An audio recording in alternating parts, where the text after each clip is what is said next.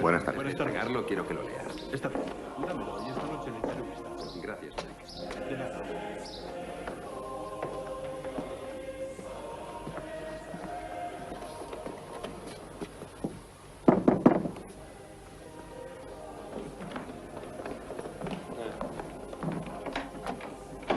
Espero no molestarle.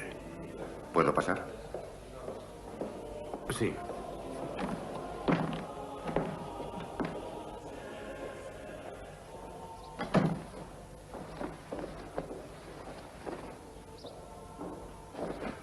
Ayer estuve en Blackwell's y vi que se llevaba un libro prestado. Robado. Lo robé. Casi todos mis libros son robados. Los escribieron para ser leídos y yo al menos los leo. Así que usted lee de un modo distinto a los demás. Sí. Eso es. Leo de noche. Para que nada estorbe mi concentración, a veces toda la noche. Cuando empiezo un libro nuevo, me tiemblan las manos y la vista se me adelanta. ¿Siente el autor lo que yo siento? ¿Ve lo que yo veo? ¿Sabe? Mi padre solía decir, es profesor como usted. Bueno, no, como usted no. No es más que un maestro de escuela. ¿Qué solía decir su padre? Leemos para saber que no estamos solos.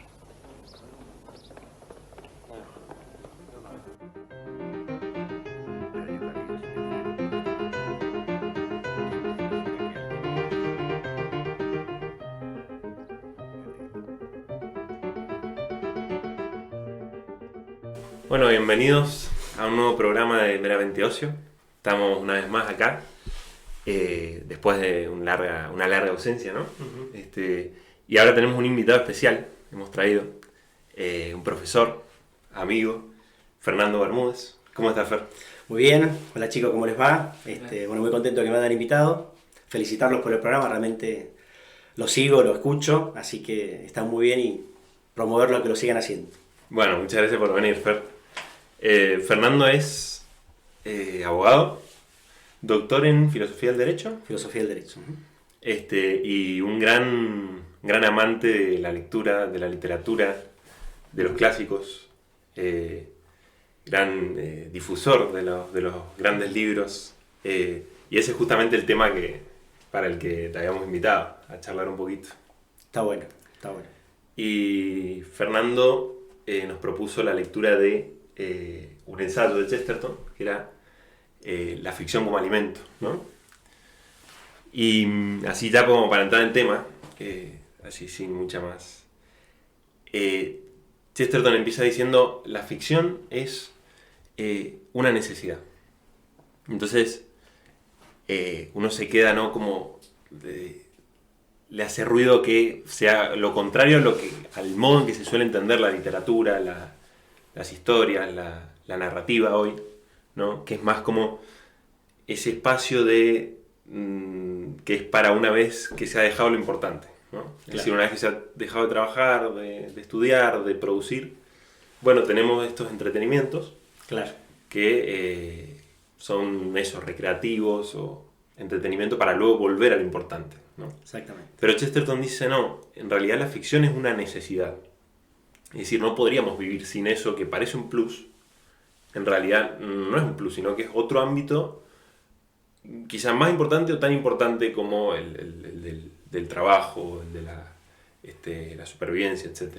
Uh-huh. Entonces, te quería preguntar en qué sentido, cómo lo entendés vos, que la ficción es una necesidad, algo necesario para el ser humano. Bien, efectivamente, creo que Chesterton ahí tiene un gran mérito, bueno, aparte que lo ha demostrado con su obra, ¿no? Él le dedica muchísimo tiempo, no solo a la parte de ensayos, uno podría decir la parte más científica o más teórica, sino que, bueno, efectivamente a través de su narrativa, novelas, cuentos, poesía, efectivamente creo que muestra un poco esto, ¿no? Y creo que en este ensayo que vos decís, Agustín, creo que es muy importante porque él dice, miren, hoy por hoy el hombre necesita una cuota de realidad y una cuota de ficción, ¿no?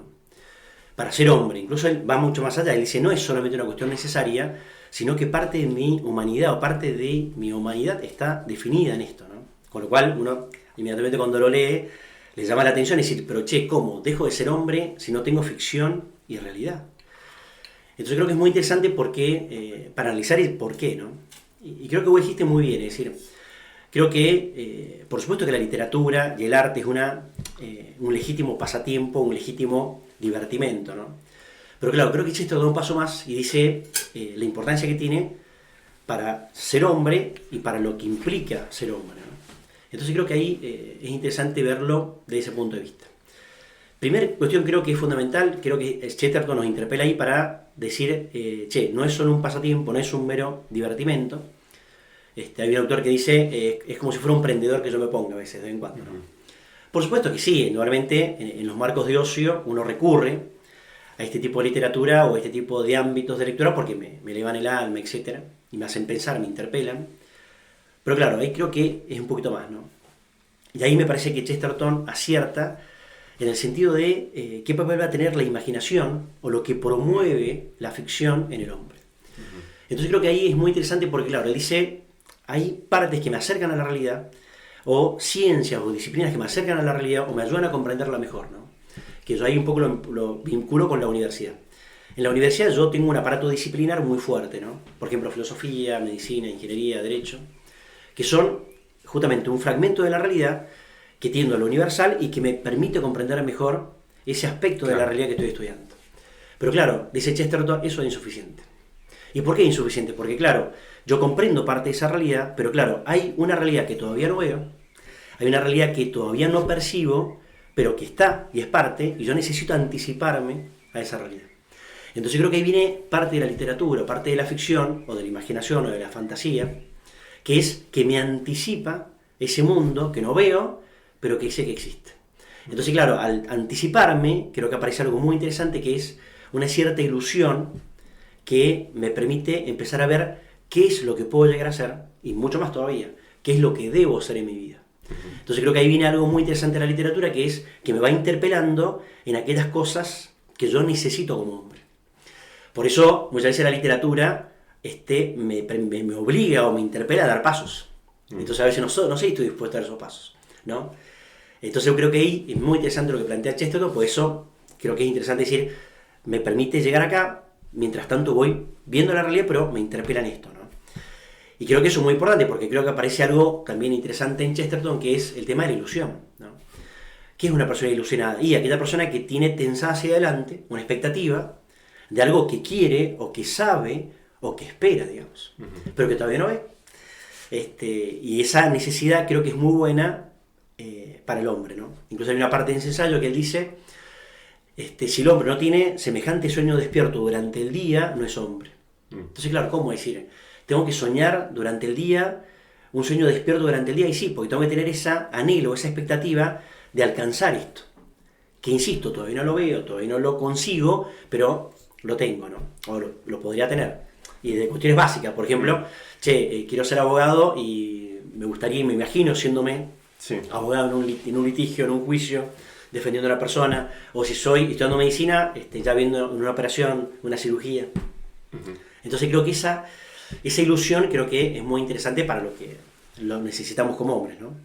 O sea, nos permite vivir entonces eso que no es real, pero que nos permite vivir vendría a ser como modos posibles de nuestra humanidad. O sea, exactamente. Posibilidades nuestras que no están realizadas de hecho, exactamente, pero a través de la literatura, las historias, las vivimos. Exactamente. Y algo más todavía, que que la literatura también me muestra el modelo acabado. Es decir, me muestra el modelo acabado, para bien o para mal. Entonces me muestra, por ejemplo, personajes que cumplen con lo que deben, y vemos un esplendor del ser humano, y modelos que no cumplen con lo que deben, y vemos una denigración del ser humano. Entonces, por eso la literatura en cierta medida es perfectiva, es modélica, es ejemplar, ¿no? Y yo creo que ahí es uno de los grandes desafíos nuestros como docentes. Es decir, yo la literatura, creo que la seguimos subestimando, no es un recurso pedagógico nada más. No. Es decir, tengo un modelito ahí, tengo algo acabado. Entonces, el dilema entre el ser y el deber ser, entre lo que corresponde y no corresponde, entre el bien y el mal, entre un montón de cosas, eso se le ha acabado, digamos, ¿no? Entonces creo que eso es muy interesante para... Claro, como que la literatura apunta como la esperanza, digamos. O sea, la esperanza y la contraparte, que sería sea, las cosas de las cuales hay que huir, digamos. O sea, por no tener modelo, digamos así, te dice, bueno, a esto vos tenés que llegar, y a esto realmente vos estás llamado, digamos así, y esto realmente vos sos capaz de realizarlo. Entonces, de alguna manera, no te pone en el camino, porque imagino que el camino es una cuestión más prudencial, que va, Claro, va a tener que ir la vas eligiendo, cada uno, pero te pone el destino, digamos. Esto es a lo cual tenés que llegar. Está bueno eso porque no te pone el camino, pero te pone una semilla dentro tuyo, digamos. Te pone algo que te da esa patada inicial. Te pone algo que vos actualizaste. Tenés una potencia de esas cosas y como que la literatura te va pinchando esas cosas.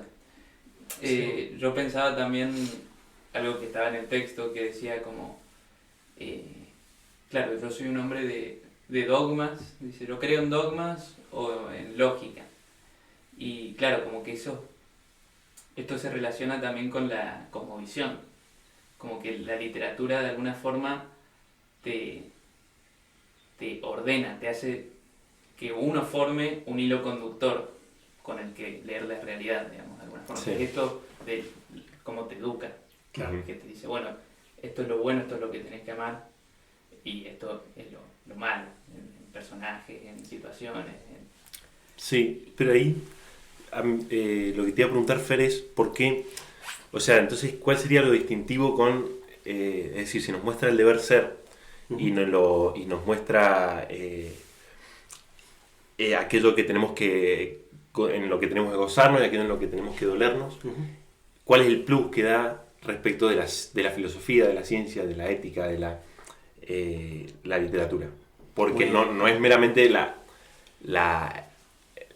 no sé si la información o el enunciado de esto es malo, esto que hace Creonte es malo, por lo tanto no, sino que la literatura evidentemente tiene un plus que no nos puede dar la ética Nicómaco. Exactamente. Claro, creo que eso sería lo menos importante de la literatura. A ver, yo creo que acá Santo Tomás tiene algo muy interesante. Santo Tomás dice que yo puedo conocer a través de un concepto, que es aquella delimitación conceptual de algo que efectivamente yo quiero aprender, por ejemplo, ¿qué es la justicia? Y la justicia de Santo Tomás es darle a cada uno lo suyo. Claro, yo tengo la posibilidad de conocer la justicia a través del concepto. Ahora bien, dice él, también puedo conocer a través de la virtud de la justicia. Es decir, a través de un hábito operativo bueno, en el cual yo le doy a cada uno lo suyo, yo termino aprendiendo que es justo. Claro. Que es el conocimiento por connaturalidad. Entonces yo tengo un conocimiento conceptual y un conocimiento afectivo o por connaturalidad. Ahora bien, mientras yo voy trabajando en el ejercicio habitual, que es la virtud, que eso implica largo aliento, ahí creo que hay autores que dicen, claro, mientras tanto, yo puedo ir planteando alguna alternativa a lo conceptual, para lograr que una persona termine de apropiarse, por ejemplo, del concepto de justicia. Claro. Que mi objetivo, ¿cuál es? Como docente, que trate de ser justo, o sea, que él comprenda, no solo conceptualmente, sino que haga propio ese concepto, que es con la virtud. Claro, pero mientras tanto, ¿qué hacemos? Entonces, claro, hay autores que dicen, y tenemos que ir recomendando instancias intelectuales o afectivas que no sean conceptuales. ¿Está? Ya que viene justamente la literatura. La literatura, por definición, o el arte por definición, no es conceptual. No es conceptual. Hay un ensayo muy bonito de Ortega y Gasset, cuando habla de la degradación de las artes. Él dice justamente esto. Dice, ¿qué es lo que define el arte, en ciertas palabras? Que no es conceptual. Por eso es un complemento con esto. Por eso lo de Chesterton es tan interesante. Él dice, yo necesito una cuota de realidad y una cuota de ficción. Ahora bien, la realidad que me permite ir comprendiendo a través de la disciplina, a través de la filosofía, del derecho, de lo que sea, pero necesito claramente una instancia no conceptual. Y ahí viene el conocimiento por connaturalidad, que también por naturaleza es afectivo. ¿Pero qué significa que sea afectivo? Que me muestra, me demuestra, pero no me argumenta. ¿Está?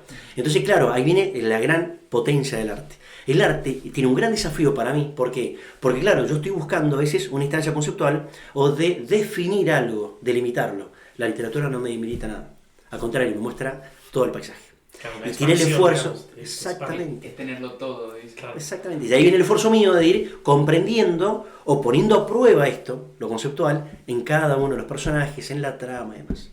Entonces, ¿cuál es el plus de la literatura? Que me muestra aquellas cuestiones que ya aprendí o estoy aprendiendo acá y me las da de otra manera. Pero insisto, no forma conceptual. Entonces el desafío es ir viendo en forma concreta y existencial cada una de las cuestiones. Por eso la literatura, y ahí viene la gran paradoja, es algo ficcional, pero termina siendo algo recontra vital. ¿Por qué es tan vital? Y porque demuestra el modelo acabado en cada uno de los personajes del problema de la justicia. Entonces veo un hombre justo. Y mucho más, veo cuando un hombre actúa con justicia y veo cuando un hombre no actúa con justicia. Y veo cuáles son los resultados y cuáles son las consecuencias. Ahora bien, puse en prueba esto. Entonces creo que el plus está ahí. Y mucho más, ¿cuál es el gran problema? Que Chesterton lo critica, que somos racionalistas. Estamos tan habituados a resaltar como la dimensión vital del hombre, que está claro que es la dimensión vital del hombre, la razón, pero claro, es una forma de ingreso, es una forma de comprenderlo. Pero yo necesito también la otra. Entonces sería como tratar de abordar los dos extremos, ¿no? En lo conceptual y en lo afectivo. El drama es que no hemos quedado con lo conceptual. ¿Y el problema cuál es? Y que lo conceptual, por su propia naturaleza, también es abstracto. Es una cuestión genérica. Entonces necesito bajarlo de alguna manera. Claro. Entonces ahí viene el arte. Una pintura, el cine, una obra, una poesía, me lo baja la realidad. Claro, lo propio del hombre es, o sea, conocer sí lo universal, pero digamos así como encarnado, digamos, exactamente. O sea, como realizado en las cosas concretas, digamos. Exactamente. O sea, como es lo propio del hombre, porque es, o sea, es espíritu, sí, ciertamente, pero también materia, digamos, también es cuerpo, digamos. Entonces tiene que conocerlo así, acá, en el aquí y ahora, digamos. Exactamente. Y te agrego, Gaby, una cosa más importante ahí. Hablando de los plus, la literatura que muestra también los contrastes, que es muy difícil conceptualmente explicarlos. ¿Cómo explico yo los contrastes o las cuestiones que están mediadas en la ciencia, digamos? Es muy difícil. Entonces, la que hace la literatura te muestra todos los contrastes. Entonces, claro, tengo el hombre justo, pero vemos, claro, ese hombre justo que está peleando y luchando con sí mismo en el tema de esto que lleva a cabo y esto que no lleva a cabo. Entonces, claro, esos contrastes que son reales, es muy difícil verlos acá. Claro. Entonces, ahí necesito ver esos contrastes. Tolkien tiene una carta que es bellísima. Él dice, la literatura justamente me anticipa y me inspira esto, pero no puedo dejar de lado los contrastes. Entonces él dice, el contraste del mal, por ejemplo. Claro. Lo tengo que plantear de tal manera para entender justamente lo otro. Y es buenísimo, ¿no? Y creo que, bueno, ahí tenemos otro plus, que para mí es importantísimo, es decir, los contrastes, es decir, esas cuestiones que son existenciales y que no las puedo ver en la ciencia, digamos. Claro. Además, o sea, también me parece que tiene otro plus muy bueno en la literatura, que es que, o sea, lo que dice Aristóteles sobre la catarsis, que es que uno leyendo, o bueno, gozando de alguna obra de arte cualquiera sea, uno de alguna manera emula la virtud o el vicio del que está en la obra, digamos. Entonces, yo puedo ser virtuoso como lo puede ser Odiseo, sin serlo yo necesariamente, digamos. Y algo mucho que dice Lugo Brande, digamos, que yo puedo ser virtuoso como Leo Odiseo sin necesidad de yo serlo, digamos, y puedo practicar, o sea, puedo gozar como si fuese prudente sin ser prudente. Entonces, no solo ya tengo el concepto de prudencia, sino que ya tengo el gozo del que es prudente. Entonces ya me es mucho más sencillo después obrar la virtud, digamos, de esa manera. Totalmente de acuerdo. Fíjate que Lewis tiene un ensayo muy bonito que habla sobre la importancia, digamos, un libro que sacaron hace poquito que se llama Yo Lector, que se lo recomiendo. El Grupo Nelson ha sacado, hay que agradecerle al Grupo Nelson porque ha sacado todos los ensayos de Lewis ahora, ¿no? Eso es muy valioso. Y hay un ensayo de Lewis que es muy bonito que él dice, hablando un poco de los méritos de la literatura, él dice, son grandes ventanas, grandes puertas que abren mundos, pero fundamentalmente yo empiezo a vivir la vida de otros. Claro. Es lo que decíamos. Claro, yo veo un hombre virtuoso y ya no solo empiezo a vivir, sino empiezo a vivir como ese hombre virtuoso. Empiezo a padecer, me empiezo a sufrir, y creo que el tema de la empatía o el tema de una cierta conmiseración con el personaje también empieza, digamos. Y eso también es vital y eso me ensancha la razón, es una razón ensanchada o una comprensión ensanchada de las cosas, digamos, ¿no? Entonces por eso es decir, no es solo un disfrute de vivir con otros personajes, sino estoy viviendo un personaje que, y eso me gustó muchísimo, ¿no? De vivir otros personajes o vivir otras vidas, ¿no? Claro, o sea que uno se volvería más, en algún sentido lo que decías, se vuelve más justo o más injusto, contemplando el justo y el injusto, o sea, se vuelve más virtuoso o más, o bueno, siempre más virtuoso si es un buen... A ver, porque propiamente... Se supone que el injusto le repele y el justo le atrae. Sí puede ser que me inspire, efectivamente, me inspire y me motive o instruya a el ejercicio de la virtud, digamos, ¿no? Porque yo veo justamente el contraste. Veo parte del resultado de esto y de esto. Sí. Es verdad, no es que vea, si veo un personaje justo, no soy justo, está claro que es una virtud, es una cuestión, pero indudablemente que inspira, o sea. Pero hay creo que Aristóteles lo dice, hay una predisposición, o sea, lo que viene diciendo él dice, es casi una virtud, es una especie de intermedio. Te toca la potencia que tenés. Ajá, Claro. exactamente, predispone mucho mejor para esa virtud. Exactamente. Claro. Inspira, instruye, promueve. Y pienso también que, o sea, lo que estamos diciendo un poco, estás teniendo una experiencia vital de algo importante. Sí. Por eso él remarca el tema de la muerte, dice. A mí me gusta cuando en una novela se muere alguien, ¿no? Y cuenta ahí que cuando era chico agarraba las novelas policiales y si alguien no se moría en el primer capítulo, miraba rápido, no la leía, se perdía tiempo. ¿Quién, perdón? Chesterton. Ah, Chesterton. Sí. Verdad, eso. Sí, sí. Y claro, digo, por eso esa cuestión con el drama, esa cuestión con que alguien esté a punto de morir en una experiencia así fuerte. Está como experiencias límites. Claro, experiencias límites que bueno, en filosofía siempre llevan al pensamiento filosófico, o sea, experiencias cercanas a la muerte, experiencias límites. Y claro, también son como una reafirmación o tocan más directamente esa cuestión profunda del hombre que quizá una novela bueno, no me acuerdo cómo decir exactamente Chesterton, pero como que de conversaciones que se de sientan texto. a charlar y bueno, eso sería como una expresión racionalista necesariamente. No, yo creo que justamente al contrario, yo creo que esas instancias vitales que va mostrando el literato, digamos, van mostrando los límites de la razón y van dándole pie y entrada al misterio. O sea, la literatura tiene otra cosa que es impresionante, que es, te muestra los límites de la razón, te muestra los límites de la comprensión y da la puerta al misterio. Hay cosas que no comprendo. Entonces ahí viene justamente esto, es decir, y mucho más. Te muestra a veces la ingenuidad de tratar de resolver grandes problemas. Por ejemplo, la muerte o el dolor. Entonces ahí tengo que salir. Y ahí muestra justamente que hay salidas. Por ejemplo, esto del misterio, la trascendencia, la redención, la culpa, el dolor, la pena. Entonces va interpelando temas muy fuertes, pero claro, tiene que mostrar alguna salida. Pero esa salida, claro, hasta ahí llego. Porque no sé qué pasa. Entonces, eso es impresionante. Entonces creo que algo también muy interesante, que también creo que nos viene muy bien a nosotros, que muestra los límites de la razón, digamos. ¿Está? Hay cosas que no voy a comprender. Y aparece el misterio. Y los grandes tópicos que voy a decir, que son los definitivos, los terminantes, digamos, también nos interpelan en ese sentido. Claro. Y esta posibilidad de tanto mostrar los límites de la razón, que es como, si en algún sentido no la tiene la filosofía, y al mismo tiempo tocar los temas de la filosofía, es decir, ser filosófica sin ser conceptual, Claro. es propio de lo que decía Aristóteles del mito, que es intermedio entre la historia y la filosofía. Exactamente. No es ni historia ni filosofía. Entonces, por eso podemos vivir, todo esto que venimos diciendo, ¿no? Vivir la justicia, vivir la ética, vivir lo universal, pero particular porque somos hombres, lo necesitamos así. Exactamente. Y ahí te agrego una cosita, Sí. Agustín. Luis, hay un ensayo muy bonito que es un ensayo que sale en defensa de Tolkien. Un ensayo que sale en defensa de Tolkien, El Señor de los Anillos. Entonces, Luis se plantea, es decir, ¿por qué para poder explicar algo importante tengo que recurrir a una historia fantasmagórica del nunca jamás? Claro. Dice Luis, ¿no? Dice, claro, porque necesito justamente bañarlos por el mito. Necesito justamente cubrirlos con ese manto. Porque de otra manera no lo voy a terminar de comprender. Entonces dice, ahí viene algo interesantísimo que es con la sola formación del personaje ya comprendo todo. Entonces dice, crear un enano, un elfo, un hobbit, ya tiene representación en sí mismo ese personaje. ¿Está? Sin explicarlo, sin decir más nada.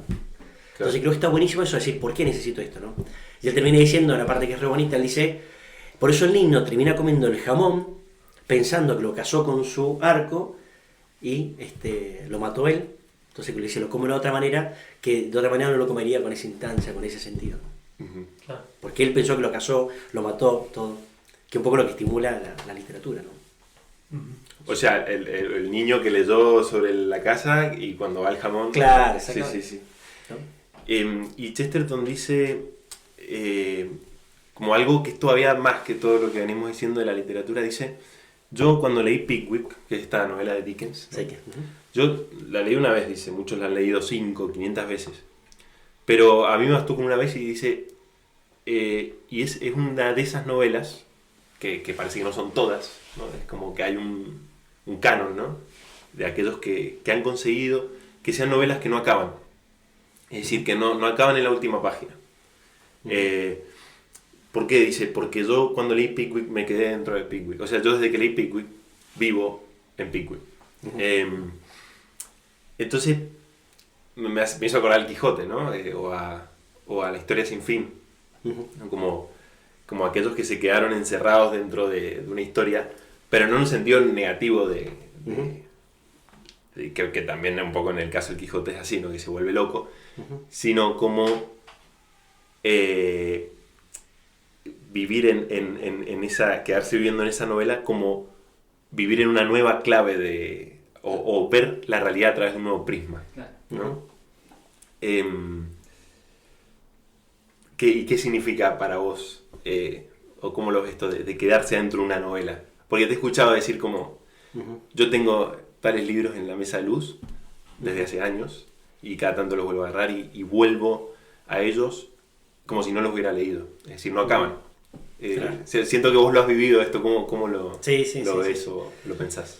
Sí, sí, comparto plenamente eso. A ver, creo que es verdad, evidentemente uno se cobija en esos libros o vuelve a esos libros, ¿no?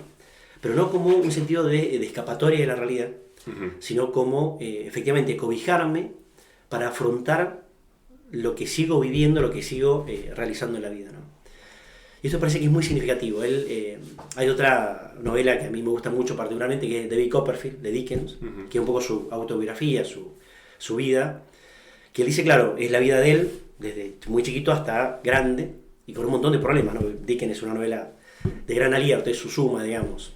Entonces, él dice, lo que me salvó en la vida fue la pequeña biblioteca que tuve en casa, fue huérfano, bueno, el padre lo maltrataba, el padrastro, un desastre, y el amor de mi madre.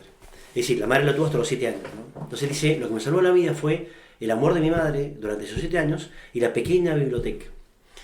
Que ahí yo lo vinculo mucho esto de que muchos autores a veces dicen, la literatura me salvó en la vida, o digo, pero ¿cómo puede ser eso, no? Y creo que es muy significativo esto, es decir, creo que muchos libros no terminan nunca porque uno vuelve en forma permanente, pero para buscar cobijo para seguir afrontando la existencia o las cosas, ¿no? Entonces, que un poco es parte de la naturaleza ese libro cabecera, que me sigue diciendo cosas, me sigue interpelando y dando sentido a un montón de cosas que todavía la realidad o la existencia me siguen interpelando, no para lo contrario, sino para darle sentido en forma permanente, ¿no? Entonces creo que esos libros no solo es una experiencia estética, intelectual, de disfrutarlos enormemente, porque a veces uno vuelve a un libro porque lo disfrutó enormemente, ¿no? Goza de lo que está leyendo. Pero creo que hay libros que son muy importantes porque han sido significativos y creo que me sigue dando una especie de sentido a lo que sigo haciendo. Y creo que El Quijote, por ejemplo, es uno, y hay otro libro que también depende mucho, ¿no? Pero hay esos libros de eso, digamos, que a veces vuelvo y como que empiezo a reformular o reivindicar parte del sentido de las cosas, ¿no? Entonces esa analogía del libro sin fin, creo que hay mucho de eso, ¿no? Y también creo que un poco lo que nosotros hacemos, que es, nuestra vida es narrativa, digamos, nuestra vida es ir escribiendo ese relato personal, y creo que la literatura también en ese sentido nos ayuda, ¿no? A ver cómo sigo escribiendo esto. Ortega tiene una frase que es muy bonita, él dice, todos los hombres tienen faena poética, ¿no? Claro, cuando empecé a buscar, me encantó la frase, pero quería saber qué era faena, y faena es eso, digamos, es una cierta construcción, poner en mano de obra parte de lo que soy en clave de belleza. Entonces, como que uno va construyendo parte de su vida en ese trayecto, en ese itinerario, en ese peregrinaje, a través de la belleza y dándole sentido, ¿no? Y creo que muchas obras dan eso. Por eso la importancia de los clásicos, por eso la importancia de aquellas claves que se van manteniendo a través del tiempo, a través de la tradición, creo que son eso, o sea, son como que puertas de sentido en forma permanente. Y me van interpelando, ¿no?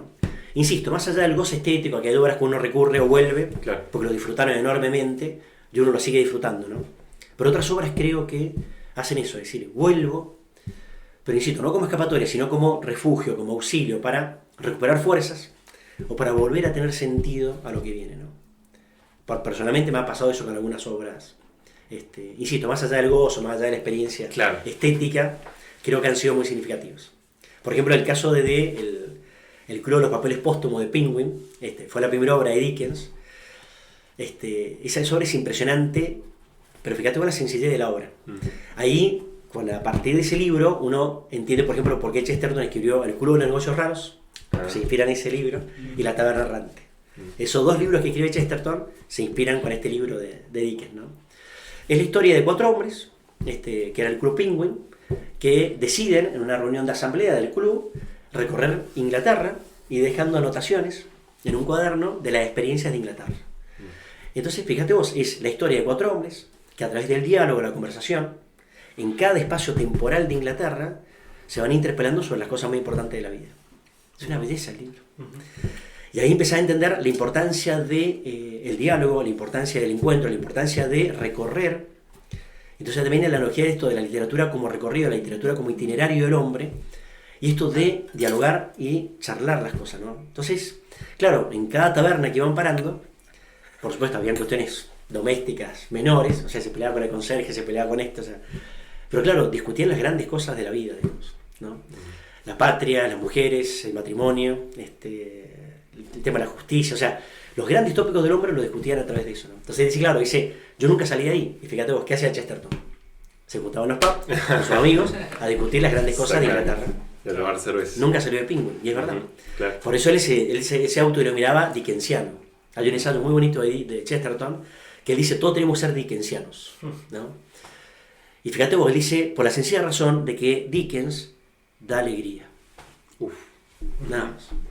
Mirá. A mí me encantó la biografía, yo creo que la biografía de Dickens, de Chesterton, es una de las mejores cosas que se ha escrito, ¿no? Es una belleza. Y ahí te das cuenta, como tipo estaba enamorado de ese autor, es una cosa, y después cómo influye en un montón de su propia vida, digamos. Enormes minucias, es un encanto a Dickens, de las pequeñas cosas extraordinarias de la vida, ¿no? Claro. Así que se lo recomiendo, Penguin se lo recomiendo. Aparte es muy loco eso, imagínense que Dickens, ese libro que tiene más de 1000 páginas, se publicaba por capítulos en los diarios. Ah, sí. Es impresionante. Entregas. Eso, hay un biógrafo que cuenta esa anécdota que la gente estaba tan conmocionada con esta obra de Dickens que se juntaban en el puerto esperando la venida del segundo capítulo. Se acoplaban ahí porque estaban desesperados para ver cómo seguía la obra. Claro. Qué increíble, ¿no? Mirá. Y entonces podríamos decir que, o sea, lo que vos, el camino que veo como que has hecho con la literatura y invitás a hacer, es un poco el volver, en el fondo, al pensamiento simbólico, mítico, ¿no? Porque es esto de volver a la historia, y la historia, y lo decía Juan hace un rato, como la historia que nos da un hilo conductor de la realidad, una lectura de la realidad, es justamente la función de que tuvo el mito en la humanidad siempre, hasta la excepción de las excepciones que somos nosotros, que abandonamos el mito. Pero claro, necesitamos volver a eso, y entonces Dickens, que es el caso que venimos hablando, vendría a ser un Rhapsody, ¿no? Alguien que renueva los grandes temas, que son los de siempre, que son los mismos que hablaba Homero, etc., pero para nosotros, ¿no? O bueno, para el siglo XIX, pero... entonces me parece interesante cómo somos igual de míticos que siempre, ¿no? O sea, lo necesitamos. Por más ciencia, por más filosofía, por más tecnología, lo que sea, necesitamos el mito como centro de nuestra existencia, ¿no? Totalmente de acuerdo. Está muy interesante eso.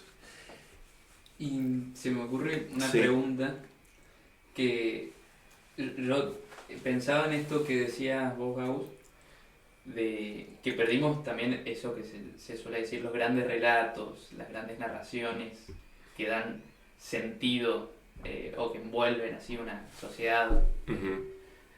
Que bueno, en Occidente como que se perdió una nota distintiva de la posmodernidad es esa fragmentación. ¿La literatura cumple ahí un papel más importante que antes, quizás? ¿O qué papel cumple? Está buenísima la pregunta. Efectivamente. Imagínense yo, a ver, en el derecho, o en la política, o en la economía, cuesta muchísimo tratar de hacer entender que esas disciplinas son parte de la vida del hombre, que son parte de la experiencia vital del hombre. Ahora bien, ¿cómo explico eso? ¿Cómo trato de mostrar? Porque claro, uno ve la cuestión política, la limita a una cuestión partidaria, o la cuestión jurídica la limita a una cuestión normativa, pero claro, es mucho más profundo que eso. Entonces, claro, la literatura, ¿qué otra ventaja tiene? Lo dijiste muy bien, que es que justamente une todos esos fragmentos que están dispersos, los une en una obra acabada. Entonces eso creo que es algo notable. Por eso una buena novela tiene todo y no deja de tener nada. ¿Por qué es tan importante la novela? Y porque muestra que el hombre está repleto de dilemas. Dilemas políticos, morales, jurídicos, económicos y religiosos. Entonces la literatura te lo muestra y no hace falta ni siquiera explicarlo. Porque claramente te muestra eso. Es decir, ¿el hombre tiene dilemas jurídicos? Por supuesto que sí. No sé si alguna vez en su vida va a tener un dilema normativo, pero sí va a tener dilemas jurídicos. ¿Va a tener dilemas religiosos? Sí, va a tener dilemas religiosos también. Entonces la literatura muestra eso. Por eso creo que también es muy urgente tratar de, a través de la literatura, mostrar eso. Es decir, una cierta continuidad y que todo está mezclado, todo está solapado. ¿Está? Por eso uno cuando estudia una disciplina, uno podría decir del vamos que nada del humano es indiferente a esa disciplina. Ahora bien, tengo que mostrarlo. Ahora bien, ¿cómo hago? ¿De la disciplina no puedo mostrar eso? ¿Desde la dogmática, desde la doctrina, desde un teórico lo puedo mostrar eso? Sí, lo puedo explicar, pero la literatura tiene esa gran ventaja. Me lo muestra. Me lo muestra y me da el modelo acabado. Es decir, me da el modelo acabado de que está todo unido, está todo mezclado. Por eso la novela, como decís vos, es una... Si es bien planteada y está bien hecha, tiene todo, digamos. Tengo romance, tengo cuestiones políticas, tengo cuestiones morales, tengo cuestiones religiosas. Fíjate, las grandes novelas tienen todo. Son libros totales. Totales. Por eso, fíjate, en clave pedagógica o en clave educativa, lo que significa una novela. Impresionante. Claro. Si empiezo a tener nociones generales de qué es la política, qué es el derecho, qué es la economía, qué es la religión, a través de los personajes. Me mete un mundo que, claro, como decimos, la ciencia se ha reducido tanto que son parcelas, pequeños quiojitos, que después, ¿cómo hago para volverlos? O para decir, este quiojito es parte de esto. Ajá. Y fíjate, incluso hasta el entusiasmo profesional. Yo me estoy preparando ¿para qué? No, espera, te estás preparando para algo que es fantástico, que es increíble, que es parte de la vida del hombre y es parte de la humanidad. No es una salida profesional nada más, no, es mucho más que eso. Ahora bien, ¿cómo hago para mostrar eso? La literatura es impresionante. Creo que ahí tenés otro valor agregado. Y aparte, otra cosa que también tiene la literatura, recién hablamos de Pablo Bernasconi, y Pablo Bernasconi tiene una cosa muy bonita, él dice, la literatura no miente. Y la literatura creo que tampoco fuerza. A ver, uno puede decir, sí, la literatura miente, hay obras que mienten, por supuesto. Pero si la obra es buena, es muy raro que te muestre algo que no es. Porque te tiene que gustar lo que es. Y no puedes forzar. Entonces, cuando quieres forzar algo, inmediatamente te das cuenta. Che, esto no es real. Claro. Olfateo, ahí percibo algo, che, no, es forzado. Claro. Pasa a ser una mala novela. Exactamente. O cuando se detiene en un aspecto nada más. Resalto el aspecto sexual y me centro en esto. No, Claro. Esto es importante, sí, no me cabe la menor duda, pero hay muchas más cosas. Claro. Entonces ahí empiezan los reduccionismos, digamos. Claro, entonces ahí con ese análisis la buena novela es o sea, la buena novela en el sentido no moral, sino en el sentido de que hace bien, que alimenta, es la buena novela literariamente hablando. Exactamente. Es la novela que es estéticamente mejor.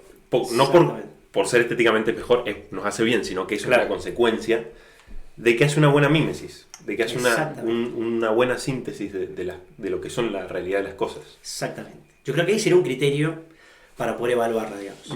A veces uno escucha, sí, me recomendás una buena novela o me recomendás una novela que sea buena, o que hable. Y claro, no sé si es correcto esa petición, esa pregunta, digamos. Porque si es buena literatura, va a tener todo eso, digamos. Claro. Una novela con valores, te piden. Claro, con valor o que transmita cosas, pero claro, de vuelta, puede ser una novela que transmita un montón de valores, pero juicio estético no lo cumple, ¿sí? Está mal escrita, no se entiende, no es bella, no es armónica, no es consistente, manipula la palabra, no. Claro. Primero tengo que darle el valor a la palabra, el primer juicio estético, digamos, el logos, a ver, porque es mi principal recurso, a ver, ¿cómo lo planteo eso? ¿Cómo lo escribo? Y ahí el primer criterio. Y después una consecuencia lo que vos decís, ¿no? Y ahí creo que muchas veces hemos tenido esos extremos, ¿no? De a veces buscar literatura más de moralina, es decir, plantear que todos somos bonitos, todo fantástico, o al revés, exacerbar el mal, que Chesterton también lo critica eso. Cuando él dice, hemos insistido en el mal, en el pecado, en la miseria, y hemos dejado de lado el bien. Cuando en realidad ha sido la mayor preocupación de toda la historia de la filosofía. ¿Qué es lo que perfecciona al hombre? ¿Qué es lo que da plenitud al hombre? El bien. Bueno, dice Chesterton, tenemos que volver a esto. Ahora bien, no puedo dejar de lado el mal. Claro. No puedo dejar de plantearlo. Entonces, bueno, la buena novela plantea eso, ¿no? Como decís vos, se tiene que plantear todo. Ahora bien, ¿cómo lo planteo? Y ahí viene ahí otro capítulo que es el estilo del escritor, ¿no? Hay escritores que tienen un estilo de una manera y otro. Entonces, claro, ahí entra una cierta subjetividad de decir, bueno, me gusta este escritor y no me gusta esto. Pero en realidad los dos plantean cosas buenas. ¿Ya está? No sé, a alguno le encanta el siglo del español y a otro le encanta Shakespeare y uno se quedan con Shakespeare y dicen, no, el siglo del español es una porquería. Entonces, bueno, son ahí ya, pero los dos fueron dos cánones de la historia, de la literatura, que hay que leer, digamos, pero entramos ya en un ámbito más subjetivo, ¿no? Y esto de Newman o sea, tengo entendido que Newman quería, o sea, cuando empieza a planear la universidad, como que quería tener como obligatoria, como disciplina obligatoria, en todas las carreras, digamos, literatura. O sea, ¿vos crees que sería una especie de solución a esta fragmentación que dice el Juanjo de la realidad y el hombre en general? Sí, yo ahí, a ver, pasa que el problema que podemos tener ahí es que racionalicemos la literatura, claro, o la instrumentalicemos. Entonces creo que tendríamos que ver cómo no la racionalizamos, sino que tratemos de respetar el juicio estético en la literatura. Entonces creo que sería recomendable que, junto con, en el orden académico, recomendar literatura, pero no en el sentido de, ¿cómo te puedo decir? Racionalizarla, o tratar de explicarla, o tratar de utilizarla para, sino yo lo dejé un poco más liberados. Me pasa, por ejemplo, en la universidad, o sea, uno trata de poner muchísimos ejemplos de literatura, o trabaja con literatura, pero claro, yo soy consciente que ahí también estoy racionalizándola un poco. Entonces creo que también es peligroso eso porque le estoy como que subordinando el juicio estético a un juicio jurídico-moral. Y ahí creo que no está bueno. Entonces hay que tener mucho cuidado. Entonces, ¿qué hago a veces? Lo muestro nada más. Lo muestro y lo discuto, para que veamos nada más, pero no lo racionalizo. O trato en lo posible de no racionalizarlo. Porque si no, de vuelta, estamos en la misma, digamos. ¿Se entiende? Entonces creo que tendríamos que tratar de tenerla en una instancia más de mostrar, de contemplarla como una especie de conclusión de lo que hemos visto. Me parece. Y también dejarlo ahí un poco más liberado a los tiempos del lector, digamos. Porque también a veces uno quiere forzar que el alumno vea lo que yo veo. No, pará, mostralo, después vemos. Claro. La ficha puede ser que caiga después, puede ser que él termine de comprenderlo, que nos ha pasado un montón de veces. Es decir, hemos leído un libro ahora y después lo leemos 20 años y dije, esto no lo había visto, no lo comprendí. Sí. Entonces, creo que hay que tratar de darle lugar, pero hay que pensar bien qué lugar le damos y cómo le damos. Por ejemplo, en la aula socrática está bueno porque le damos ese ámbito, pero claro, el riesgo es que lo racionalicemos mucho, o que la instrumentalicemos demasiado. Y yo creo que en este momento habría que tratar de reivindicar más el juicio estético y lo otro que sea una consecuencia, pero a veces dejarla más que madure, que sea más una cuestión de tiempo. Claro. Me parece, porque si no de vuelta quedamos lo mismo, es decir, racionalicé la novela y me quedé con conceptos. Claro. No, tenemos que volver a lo vital, o sea, lo existencial. Entonces, claro, a veces disfruto un párrafo, disfruto un capítulo por la belleza en la cual plantea, y claro, y además dice cosas buenas. Pero primero disfrutemos eso, si contemplemos eso. Sé que es re difícil porque uno tiende naturalmente a racionalizarla, digamos. Claro. Yo cuando yo leo tiendo a eso también. Empiezo a pensar cómo lo voy a dar para clase, cómo pienso, y ya, ahí la estoy destruyendo. Claro. Y no es la idea, digamos. Pero lo de Newman creo que es buenísimo. Incluso ahí Newman, es verdad que en el contexto que lo plantea, estaba muy fuerte el puritanismo inglés. Que entonces él empieza a recomendar literatura heterodoxa. Literatura que incluso que resaltara más lo pecaminoso en el hombre, adrede justamente para romper esa visión más puritana, digamos. Claro. Porque, claro, si yo no veo esta parte de la realidad, y es complicado. Claro. Y viste que Harold Bloom habla del canon, ¿no? de Occidente y lo defiende mucho. Y él decía algo así como, bueno, está este hecho inevitable que es que nos vamos a morir, ¿no? Entonces, hay que tener cuidado con lo que uno lee, en el sentido de que tiene que gestionar su tiempo de vida para leer, ¿no? Bueno, creo que él es agnóstico, no sé, que bueno, ya falleció, ¿no? Sí, judío, me parece que más que era judío. En una mira. época fue agnóstico, pero se convirtió al judaísmo. Y también incluso hay libros que hablan sobre el judaísmo. Mira. Y él veía esto como, a ver, la vida se acaba. Entonces, el canon está para eso, ¿no? Para no perdernos en series, en películas, en libros, en novelas, en cuentos que no nos dejen nada. ¿A vos te parece que estás de acuerdo? En el sentido de que hay un canon y hay que, digamos, remontarse a ese canon y tratar de cuidar lo que uno lee, o en qué sentido, y después cuál sería esa línea en la que uno debería tratar de alimentarse dentro de la literatura. Sí, a ver, me gusta mucho Harold Bloom, he leído un par de obritas de él. Creo que él tiene una gran ventaja, que es un crítico literario, pero que está perdidamente enamorado de la literatura, y te lo transmite eso. Entonces creo que ahí tengo un crítico que es muy bueno, si no es un erudito, que me plantea cuestiones que me hacen profundizar la obra desde el punto de vista crítico, no, el tipo está enamorado de lo que lee. Entonces vos lees, por ejemplo, leo un comentario de Shakespeare y transpira el amor de Shakespeare, es una cosa bellísima, ¿no? Así que yo en eso, cariñosamente al gordo lo sigo en ese sentido, es muy simpático lo que dice, aparte me transmite mucho lo que yo he podido leer de él, ¿no? Creo que es verdad, creo que hay un canon en el sentido de que uno tiene que ordenar y jerarquizar un poco la lectura, ¿no? Pero creo que también el tema del ámbito, ¿no? Es decir, hay personas que un poco no están dedicados al tema del estudio, a la vida académica, entonces uno puede decir que sí, hay que tratar de jerarquizar mucho más y dedicarle tiempo a los clásicos, a la buena literatura, entre comillas, digamos, porque hay que discutir, bueno, qué significa eso, ¿no? Sí. Toda esa cuestión. Pero creo que también hay personas que, como nosotros, que estamos en el orden académico, que tenemos que leer de todo. Y yo ahí creo que como universitarios tenemos una obligación, digamos. Porque muchas veces, ¿qué pasa? A veces me recluyo en un ámbito en el cual me encanta, estoy muy seguro, por ejemplo, no sé, filosofía medieval, o filosofía renacentista, o siglo oro español. Y me quedo toda mi vida estudiando eso. Está bien, indudablemente puede ser que como vocación o como disciplina me quiera dedicar a eso, pero creo que como universitarios tenemos que leer también autores contemporáneos. Creo que no tenemos que privarnos de eso. Y porque también creo que esas miradas que estos autores nos pueden hacer, creo que nos interpelan para lo que pasa hoy. Es verdad que el clásico, a partir de cuestiones permanentes, a partir de mantener una tradición, me dice un montón de cosas. Pero creo que hay autores que hoy por hoy me pueden decir un montón de cosas. Pongo el ejemplo tonto, sencillo que no es tonto, pero sencillo de las nuevas tecnologías, por ejemplo. Y los grandes problemas de la biotecnología, que hoy por hoy lo estamos padeciendo, y hay muchos autores contemporáneos que nos están diciendo cosas muy interesantes. Entonces, creo que esos autores nos van interpelando sobre, bueno, ¿cuáles son los desafíos de la humanidad? ¿Cuáles son los desafíos de la ciencia? ¿Cuáles son los de...? Entonces, claro, yo creo que sí, que hay que mantener un cierto canon, pero creo que también hay que tener una apertura suficiente para leer buena literatura actual, que creo que la hay.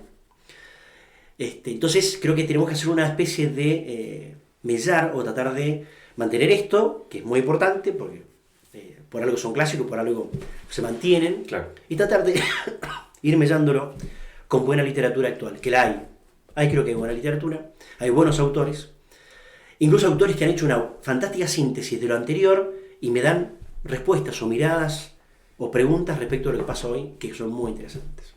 Entonces creo que tendríamos que ahí mellar, digamos, ¿no? Y respecto a lo de Harold Bloom, creo que lo de él es muy bueno la recomendación que él hace. Él dice, miren, dentro de ese canon hay dos pilares fundamentales, hay dos columnas vertebrales, ¿no? Él dice, o dos columnas del edificio, Cervantes y Shakespeare.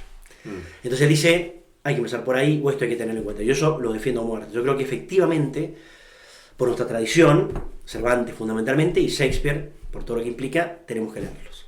Y yo creo que ahí tenemos dos parámetros muy importantes. Por supuesto, la poesía, por supuesto los grandes autores, Homero, Virgilio, Dante, uno podría hacer también, él lo pone inclusive, pero creo que ahí tenemos una buena referencia de esos dos autores, ¿no?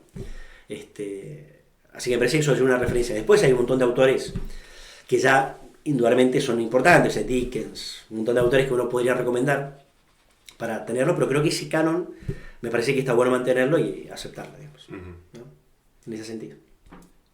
Bloom llega a decir que Shakespeare, como dice, Shakespeare es nuestro, bueno, no sé, voy a decir que es judío, pero decía Shakespeare nos inventó, nos creó. Exactamente, decía, ¿no? sí, inventó al hombre, dice. Decía, Dios, yo no sé si existe Dios, pero existe Shakespeare. No, pero cuando él dice, es buenísimo esa parte, cuando él dice, Shakespeare inventó al hombre.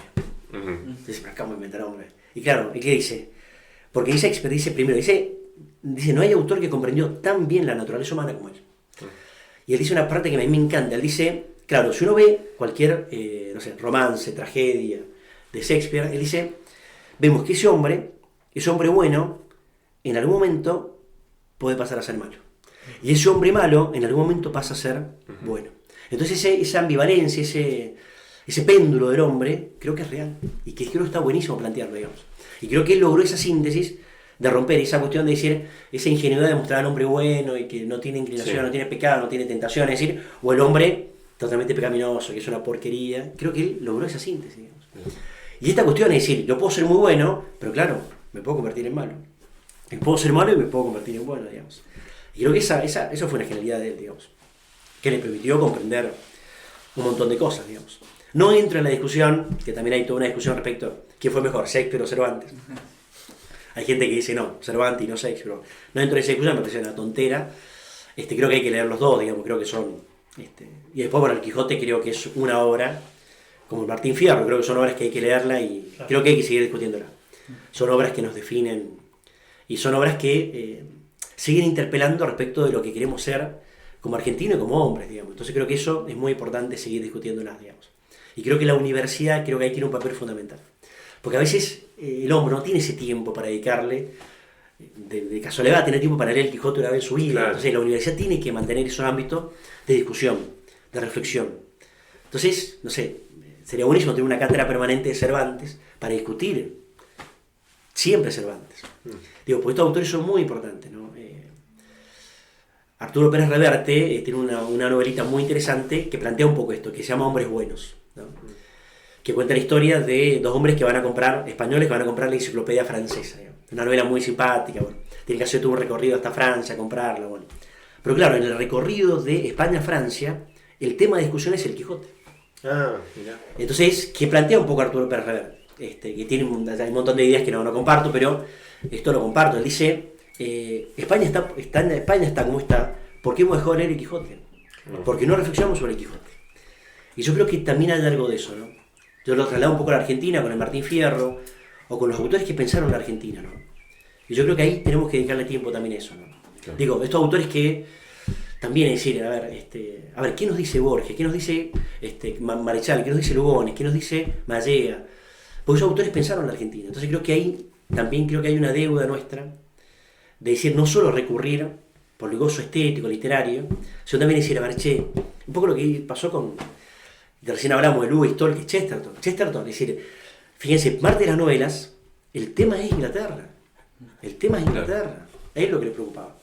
Por eso su amistad con Belloc, por eso su gran preocupación, más allá de la opción política que él tuvo después, sino que fueron temas que lo interpelaron a él muy fuerte, ¿no? Y creo que el Quijote tiene eso, digamos, ¿no? Nos interpela como Argentina, por toda la tradición española, bueno, por todo lo que implica eso, ¿no? Pero bueno, creo que en la universidad ahí tenemos que levantar el guante y hacer eso, porque si no, ¿quién lo va a hacer? No veo otro ámbito que pueda hacer eso, de discutir grandes obras, ¿no? Claro.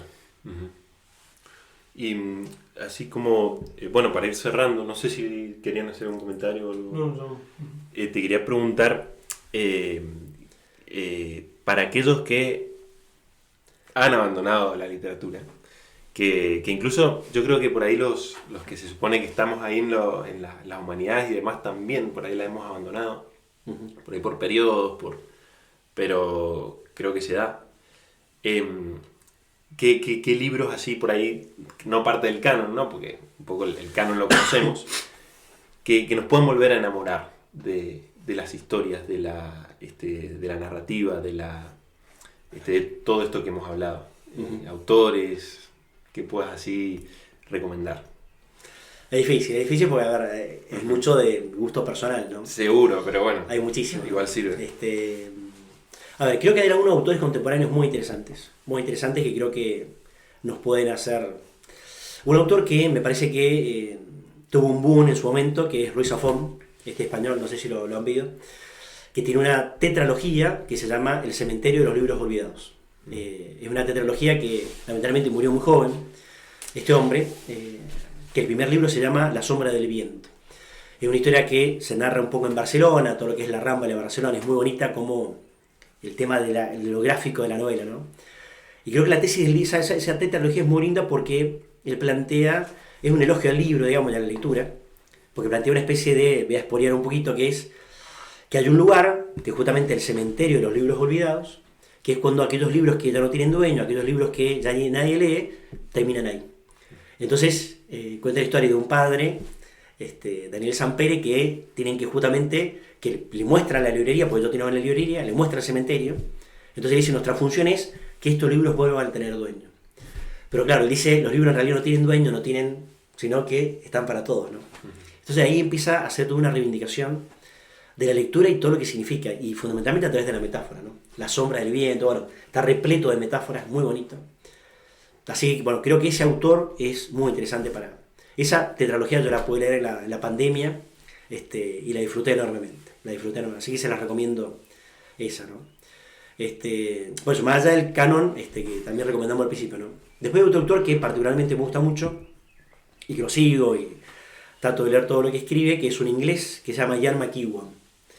Ian McEwan es un escritor que yo creo que va a ser premio Nobel dentro de poco, tipo muy interesante.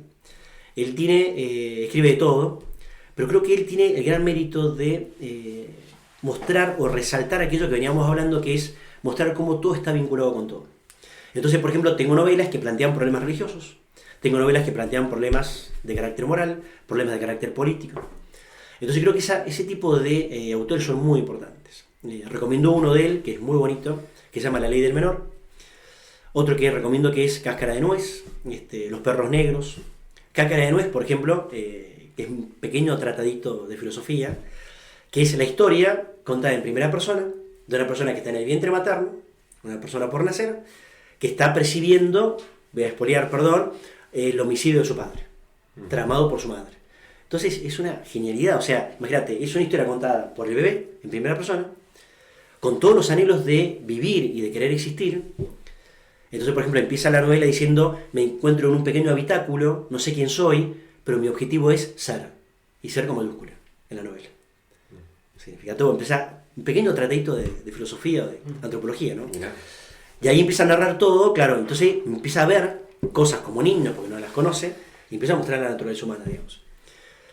Y lo otro que recomiendo, bueno, es la ley del menor, que es una jueza que tiene que resolver 3 casos. Los 3 casos son temas religiosos, ¿no? Un matrimonio judío, un matrimonio católico, un joven testigo de Jehová. Pero ¿qué ventaja tiene este autor? Y que me está mostrando que el tema religioso es parte de la vida del hombre. No, es que yo no estoy en contra de la religión, está todo perfecto. Vos podés pensar lo que vos quieras, pero de vuelta a la realidad. La realidad que me muestra, y que el derecho no está separado de la religión. Por más que la quiera separar, por más que haga todo el intento conceptual, en la vida pasa esto. Y acá muestra 3 casos que le parten la cabeza a la jueza, miembro del Tribunal Superior de Londres, o sea, una mujer muy capa, tiene que resolver 3 problemas donde lo religioso atraviesa lo jurídico. Entonces ya que dice, y no puedo soslayar esto. Yo tengo que resolver jurídicamente esto, pero no puedo dejar de lado que son cuestiones religiosas. Y la que más me gusta a mí, Perros Negros, también una novela muy bonita, que es la historia de un huérfano, ¿no? Es la historia de un huérfano que vive con su hermana tiene una pequeña hija, con lo cual tiene una pequeña sobrinita, y está el novio de su hermana, ¿no? Que el novio de su hermana golpea a su hermana, bueno, lo maltrata él también, bueno. Pero claro, un personaje muy interesante porque él dice, McEwan va contando, que este niño empezaba a vivir la vida de sus amigos. Entonces, por ejemplo, iba a tu casa, Agustín, ¿no? Entonces, cuando iba a la casa de Agustín, esperaba que Agustín no estuviera. ¿Para qué? Y para hablar con la mamá de Agustín, que le preparaba la leche, le hacía tostadas, comía con ella. Y después pasaba al comedor a hablar con el papá de Agustín, porque había sido militar, estuvo en la guerra, entonces hablaban de tanques, de aviones. Entonces, iba a la casa de Agustín, iba a la casa de Gabriel. Y con la idea que Gabriel no estuviera. ¿Para qué? Para hablar con la mamá de Gabriel, con el papá de Gabriel. Entonces muestra McEwan que, claro, cuando nosotros queríamos irnos de nuestras casas, él quería volver más que nunca a la casa de nuestros padres. Entonces dice, claro, ¿cuándo terminó toda esta historia? Y cuando se enamoró. Cuando se enamoró. Con Jenny.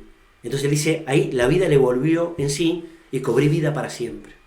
Entonces él dice, el amor redime a una persona y me da existencia. Entonces, claro, la novela que plantea, él siempre tuvo y siempre fue, pero claro, el amor planifica al hombre. Entonces, ¿cuándo él logró mayor planificación? Y a través de la vida de sus amigos y cuando se enamoró. A tal punto se enamoró de su mujer que la historia, estoy spoileando mucho, perdón, es dedicarle tiempo a las dos biografías de su suegra y su suegro. La suegra, una católica conversa, profesora de literatura exquisita, y el suegro, un comunista convencido de la izquierda, todo. No saben lo que es. Una novela espectacular, bellísima. Pero ¿cuál es la tesis principal? El amor redime a un hombre y me define como soy. Y ahí muestra eso, digamos, ¿no? Entonces muestra el tema de la orfandad, muestra un montón de cosas bellísimas en la novela, ¿no? Bueno, ese autor lo aprecio mucho y lo quiero mucho. Tiene otro libro también muy bonito que se llama, son historias de cuentos, que se llama El gato, no dice nada, viste, como Perros Negros, ¿viste? No dice nada del título, claro. Medio pedorro, pero bueno, son novelas muy lindas, ¿no? Bueno, El gato cuenta la historia de un profesor, que a poco él dice, quiero recuperar la imaginación que tuve cuando era niño, y el papel de la fantasía. Entonces empieza a contar historias fantásticas que él vivió como niño. Entonces él dice, a mí siempre me trataron como un loco, como un poco lo que plantea Michael Ende en Historia Interminable, medio recluido, porque viene ese mundo paralelo, ¿no? Entonces empieza a contar las historias de fantasías, no sabes lo que son las historias, desde el paraíso hasta cuestiones recontra profundas. Bueno, ese autor creo, por eso te digo que hay muchos autores contemporáneos que hay que dedicarle tiempo, ¿no? Por supuesto, si no tengo tiempo tengo que tratar de jerarquizar, por supuesto. Por eso las recomendaciones de estos autores, por Harold Bloom, el mismo Chesterton, por ejemplo, Chesterton fue crítico literario y él recomienda un montón de cosas, ¿no? Stevenson, Dickens, bueno, un montón de autores, poetas también, Browning, Chaucer, o sea, un montón de autores, que creo que esas recomendaciones son muy buenas, porque son introducciones, ¿no? Tolstoy, que recomiendo, ¿no?